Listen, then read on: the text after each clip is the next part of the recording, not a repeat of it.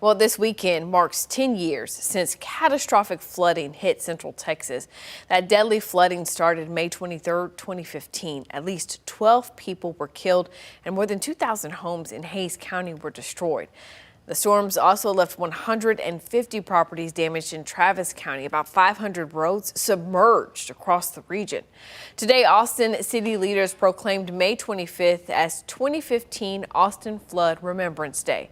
Over the past 10 years, the city has made improvements to flood infrastructure and early warning systems.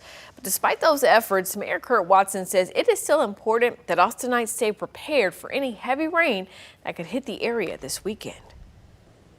We want to encourage everybody to be prepared to escape when you're notified. Pay attention to the notification systems and do what you can to work with your community to make sure that you're prepared and ready when we do have these events.